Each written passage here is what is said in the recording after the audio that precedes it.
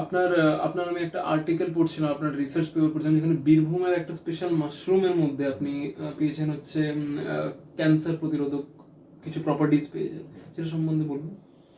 শোনো, আমি যেটা ওই তোমরা দেখেছো ওই একটা ভিডিও বা বিভিন্ন যেটা নেচার গ্রুপে বা নেচার পোর্টফোলিওতে চেপেছে, যে অ্যাস্টেরিয়াস এসিয়েটিকাস বলে একটা মাশরুম। অ্যাস্টেরিয়াস এসিয়েটিকাস, এসিয়াটিকাস, হ্যাঁ, এইটাকে বাংলায় বলে কুরকুরে। কুরকুরে হ্যাঁ, মাশরুম। এটা বীরভূম, পুরুলিয়া, বাঁকুড়া, মেদিনীপুর রেড ল্যাটেরাইট জোনে, যেখানে শাল আর মহুয়ার জঙ্গল আছে। শাল আর মহুয়ার জঙ্গলই এরা হয় এই সময়টাতে। এখন যদি তুমি বীরভূমে বেড়াতে যাও, যেখানে শাল জঙ্গল আছে, পাবেই তুমি। মানে জুন জুলাই এই সময় টাইমে পাবেই। বুঝলে তো? এই এখন ধরো পুজো পর্যন্ত পাবে, জুন। খুব শীত পড়ে গেলে তখন আর তুমি পাবে না। তো সেইগুলোকে একে বলে কুরকুরে মাশরুম। এখান থেকে আমরা তিনটে ক্যান্সার, 3 টাইপস অফ ক্যান্সারের এগেনস্টে আমরা দেখেছি যে খুব ভালো কাজ করছে। কারণ আমরা F12 বলে একটা কম্পাউন্ড, মানে একটা গ্রুপ অফ কম্পাউন্ড পেয়েছি, F12। F12টা কিভাবে পেয়েছি না, আমরা ওই মাশরুমটাকে নিয়ে এসে ড্রাই করে ইথাইল অ্যাসিটেট দ্রবণে ডুবিয়ে তারপর কালাম কমাটে করে 20টা ফ্র্যাকশন করেছিলাম। 20টা ফ্র্যাকশনের মধ্যে F12টা হচ্ছে হাইলি অ্যান্টিঅক্সিডেন্ট, এবং এর মধ্যে 6টা কম্পাউন্ড আছে। 6টা, একটা নয়। মানে কতগুলো ভাগ তার মধ্যে? হ্যাঁ, 6টা। 20টার মধ্যে 20টা ফ্র্যাকশন, তার মধ্যে টোটাল কম্পাউন্ড আমরা ওখানে পেয়েছিলাম 62টা। 62টা টোটাল কম্পাউন্ড। তার মধ্যে F12 পেয়েছি 6টা কম্পাউন্ড। F12কে আমরা অ্যান্টি অক্সিডেন্ট, অ্যান্টি ক্যান্সার দেখেছি। অ্যান্টি ক্যান্সার তিনটে সেল লাইনে দেখেছি। একটা ধরো এই লাং ক্যান্সারের এগেনস্টে দেখেছি, লাং ক্যান্সার। আর একটা হচ্ছে তোমার ব্রেস্ট ক্যান্সারের এগেনস্টে দেখেছি, আর একটা হচ্ছে সার্ভাইকাল ক্যান্সারের এগেনস্টে, হয়েছে তো। এবং আমরা দেখেছি F12টা যা 6টা কম্পাউন্ড আছে, ম্যাক্সিমাম ফ্যাটি অ্যাসিড আছে, হেক্সাডেকনিক অ্যাসিড বেশি আছে, হেক্সাডেকনিক অ্যাসিড আছে, এবং এটা অ্যান্টি ক্যান্সারাস।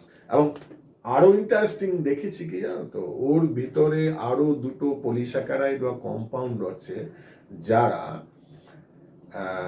আমাদের যে ক্যান্সারের যে অ্যান্টি ক্যান্সার কম্পাউন্ড গুলোকে ওই সেলের ভিতর থেকে ভিতরে ঢুকলে, এমনি নর্মালি জানো তো ক্যান্সার যে রেজিস্ট্যান্স হয়েছে পেশেন্টটা কেন জানো তো, একটা কারণটা হচ্ছে ক্যান্সারের সেলে ধরো কেমোথেরাপিতে ভিতরে ঢুকলো, আমাদের ক্যান্সারের সেলের মধ্যে কয়েকটা জিন আছে বা প্রোটিন আছে বা ক্যারিয়ার আছে, যেমন সাইটোক্রোম 450 যে ফ্যামিলি আছে, এই ফ্যামিলির কয়েকটা প্রোটিন হচ্ছে কি কাজ কি হচ্ছে তো, any toxic substance when entering inside the cell, they efflux them.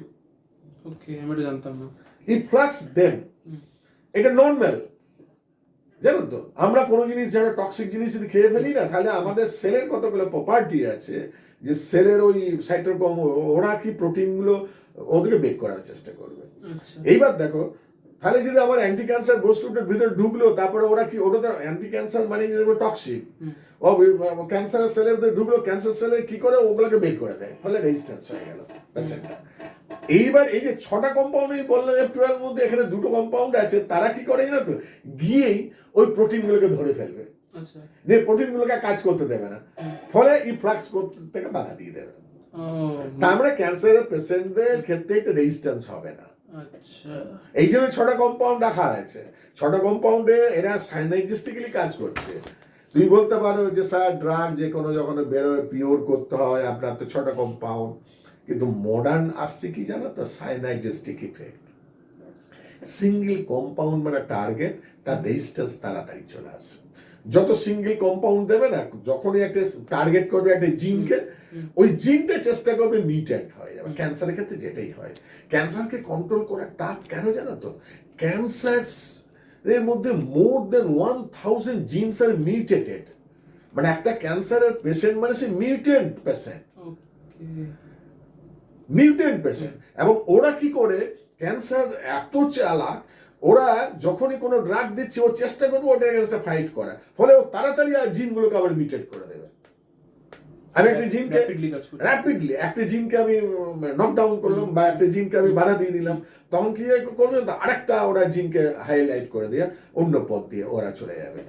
তার মানে পাথওয়েটাও ওরা ক্রস টকিং বলি, একটা পাথওয়েতে যাচ্ছে তো আরেকটা পাথওয়েতে চলে যায় ওরা। সেটা ক্যান্সারকে মাল্টিপল ড্রাগ দিয়ে করাটাই ভালো।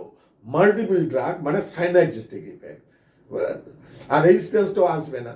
সেই জন্য আমরা ওই 6টা কম্পাউন্ডকে কেন এত ইয়ে হয়েছে যে এর মধ্যে এমন একটা গুণ রয়েছে, কেউ অ্যান্টি ক্যান্সার, কেউ অ্যান্টিঅক্সিডেন্ট, কেউ অ্যান্টি রেজিস্ট্যান্স, অ্যান্টি রেজিস্ট্যান্সের সঙ্গে রয়েছে। হ্যাঁ রয়েছে। এই জন্য পপুলার, এটা হাইলি পপুলার ড্রাগ, এবং এই ড্রাগটা যদি আমরা বাজারে নিয়ে যেতে পারি খুবই ভালো।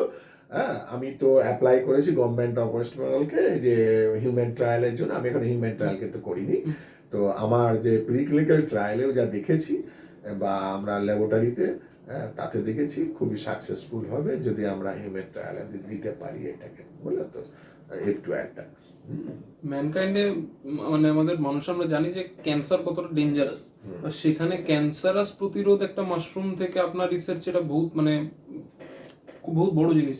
মাশরুম থেকে আপনি এতটা